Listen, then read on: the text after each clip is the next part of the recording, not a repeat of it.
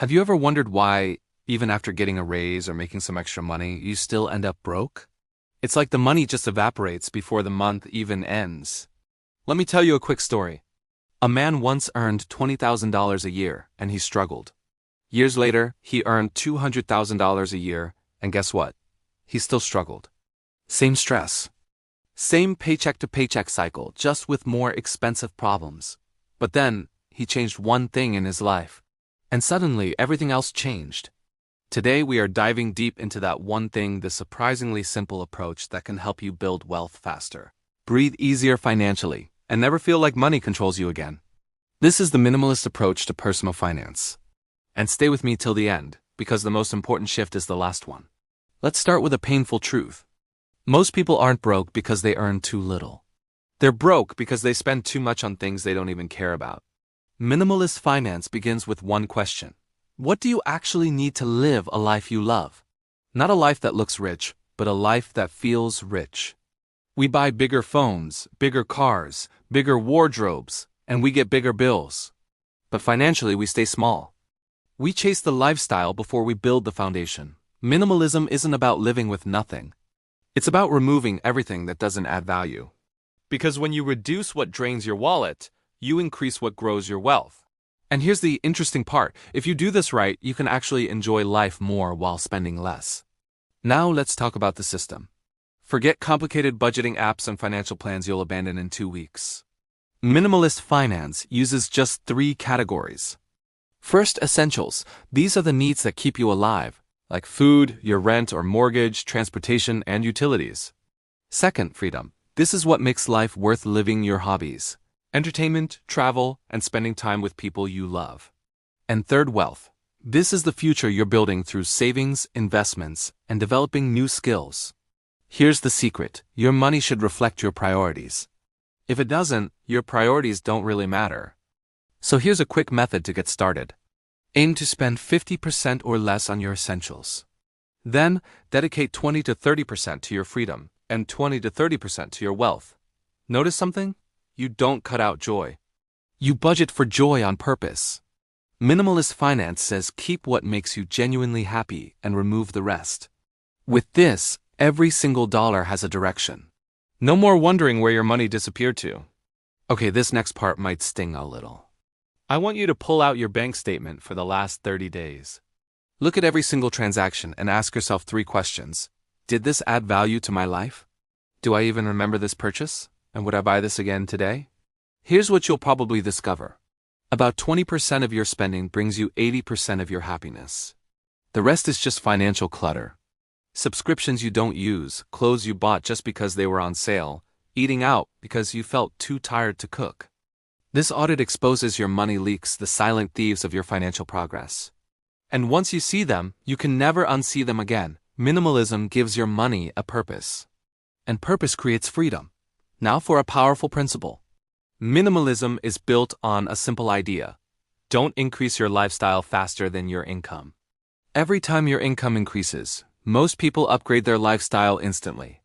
New phone, new apartment, new debt. This is called lifestyle inflation, and it is the silent killer of wealth. So here is your new rule. For every upgrade you allow in your lifestyle, you must add one wealth builder first. For example, did you get a raise? Great. Upgrade your investment plan before you upgrade your wardrobe. Did you get a bonus? Add to your savings before you add a new bill. This is where the magic happens. Wealth wins first, lifestyle comes second. And over time, you start living a life most people only dream about.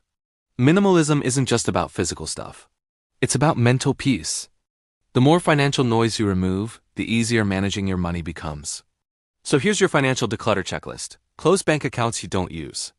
Cancel subscriptions you forgot you even had. Consolidate your debts into fewer payments. Automate your bills and your savings transfers. And delete those shopping apps that are always tempting you. Less to track means fewer mistakes and faster growth. Every unnecessary account you simplify reduces stress and increases your control. Remember, more complexity doesn't mean more success.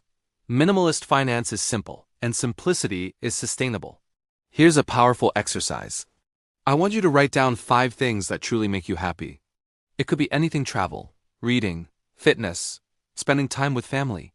Now look at your spending from the last month. Do they match? Most people's spending supports a lifestyle they don't even really want.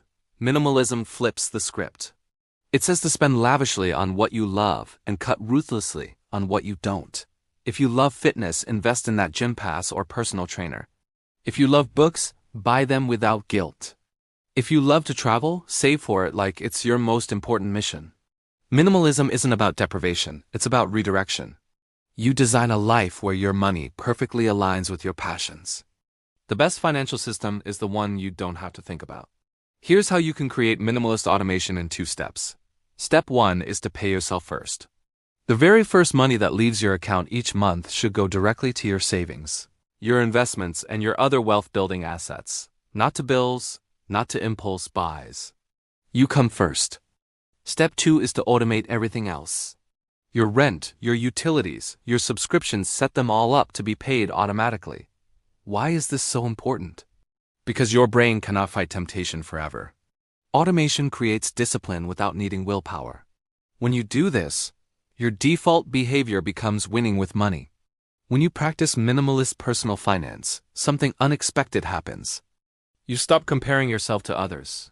No more chasing the next trend, no more trying to look rich, and no more feeling like you're behind.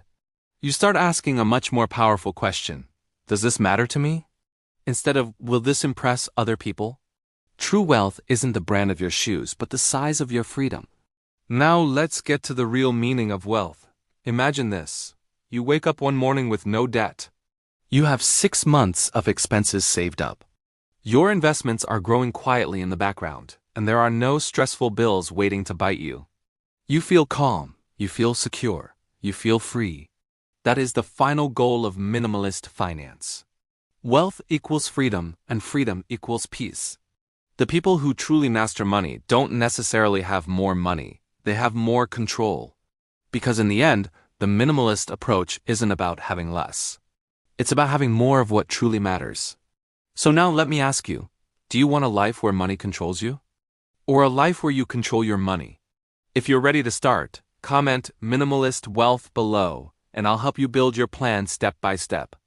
And if you want more videos like this motivational, practical, and life-changing, hit that like button, subscribe, and turn on the notification bell so you never miss what's next. Because the journey to financial freedom starts with one simple choice. Choose simplicity, choose clarity, choose your future. See you in the next video.